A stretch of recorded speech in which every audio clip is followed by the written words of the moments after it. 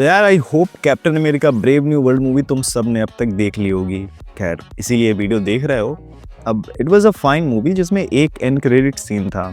वैसे last review वाले video में मैंने बताया कि मूवी मुझे कैसी लगी, बट काफ़ी लोगों ने तो यहाँ तक बोला कमेंट्स में कि द मार्वल से भी बेकार थी है। तो यार क्या ही कंपैरिजन कर रहा हूँ, मतलब इतनी भी बुरी नहीं थी ब्रेव न्यू वर्ल्ड कि उसको द मार्वल जैसी मूवी से कंपेयर किया जाए।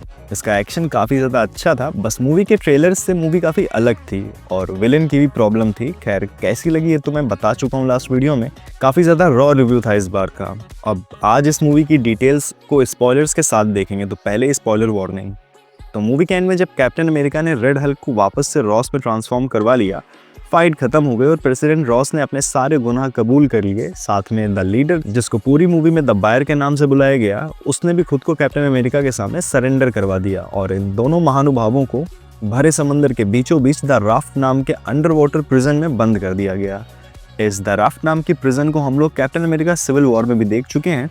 सोकोविया समझौते के अकॉर्डिंग ऐसे लोग जिनके पास सुपर पावर्स हैं और वो सरकार के साथ रजिस्टर्ड नहीं है और अपनी सुपर पावर्स को बिना परमिशन के पब्लिकली यूज किए जा रहे हैं, उन लोगों को उठा के द राफ्ट में बंद कर दिया जाता है। प्लस ऐसे लोगों को भी जो काफी खतरनाक है बाहर खुले छोड़ने के लिए। तो यहाँ पर द लीडर और थैडियस रॉस तो बंद ही हैं, प्लस कुछ अदर प्रिजनर्स भी हैं, जिनमें से एक ये बुक पढ़ रहा है।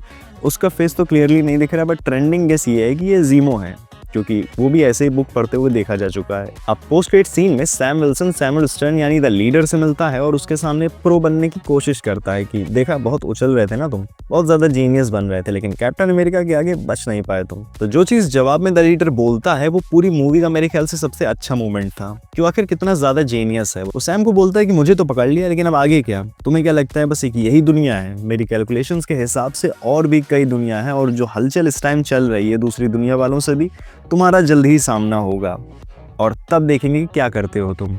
अभी क्लियरली मल्टीवर्स और इनकर्जन्स के बारे में बोल रहा था। अभी इतनी बड़ी चीज़ है एमसीयू के सेंस में कि डॉक्टर स्ट्रेंज जैसे जीनियस लोग, जिनको मल्टीवर्स के बारे में सॉर्सरर बनने के बाद पता चला, रीड रिचर्ड्स पूरा ब्लैक बोर्ड भरे जा रहे हैं ये थ्योरम निकालने के लिए कि मल्टीवर्स है और ट्रेवल भी किया जा सकता है उसमें। लेकिन यहाँ पर द लीडर अपनी गैमा रेडिएशन से भरपूर बुद्धि से सिर्फ कैलकुलेशंस और प्रोबेबिलिटीज के दम पर यह पता कर चुका है कि मल्टीवर्स एग्जिस्ट करता है, और उससे भी बढ़कर इनकर्जन्स चल रहे हैं यहाँ पर। अब काफ़ी लोगों का बोलना था कि ये वाला पोस्ट क्रेडिट सीन बेकार था, बट मेरे ख्याल से काफ़ी सही था, क्योंकि इसमें कोई यूजलेस कैरेक्टर नहीं इंट्रोड्यूस कराया गया जिसको मार्वल एंड क्रेडिट में दिखाकर बाद में भूल जाता है, बल्कि ये इस मूवी को करंट मल्टीवर्स सागा से टाई इन करता है और नेक्स्ट मेन एमसीयू यूनिवर्स में जो थ्रेट्स आने वाले हैं उनके बारे में भी कैप्टन अमेरिका को पता चलता है, क्योंकि अभी तक मेन एमसीयू यूनिवर्स में डॉक्टर स्ट्रेंज और स्पाइडरमैन ही मल्टीवर्स से डील कर चुके हैं, जिनमें से केवल डॉक्टर स्ट्रेंज इनकर्जन्स के बारे में जानते हैं। बट अब जब कैप्टन अमेरिका को इस थ्रेट का पता चल रहा है, तो यहाँ से एवेंजर्स डूम्सडे की तैयारी शुरू होगी, जिसके स्क्रिप्ट और प्री प्रोडक्शन का काम कंप्लीट हो चुका है और अगले महीने से शूटिंग शुरू होने वाली है यूके में,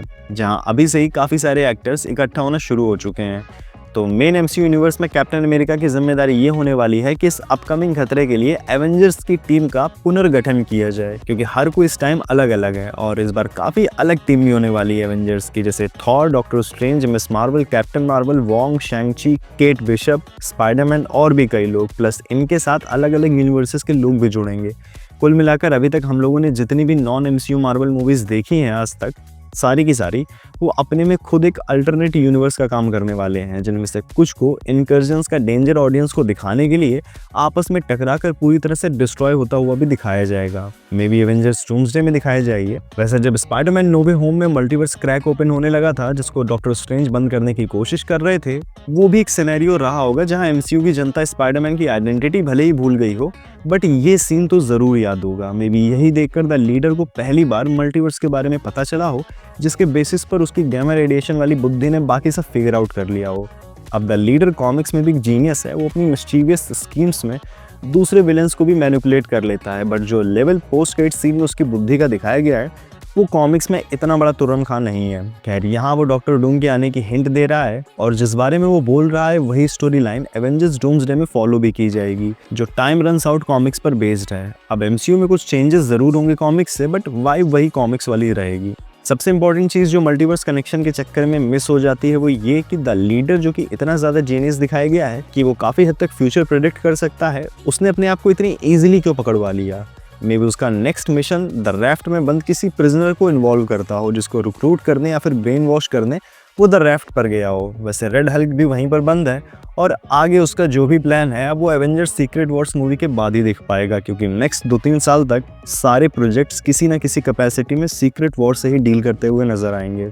अब इस मूवी में बकी बार्न्स का भी कैमियो था जो कि पॉलिटिशियन बन गया, और नेक्स्ट थंडरबोल्ट्स मूवी में वो अपनी डार्क एवेंजर्स टीम बनाता हुआ दिखेगा। इसके अलावा मूवी में ब्रूस बैनर की एक्स बेटी रॉस भी थी जो मूवी में लगभग ना के बराबर थी, बट थैडियस रॉस की स्टोरी लाइन और उसके हल्क टू ह्यूमन ट्रांसफॉर्मेशन के लिए काफ़ी इंपॉर्टेंट थी।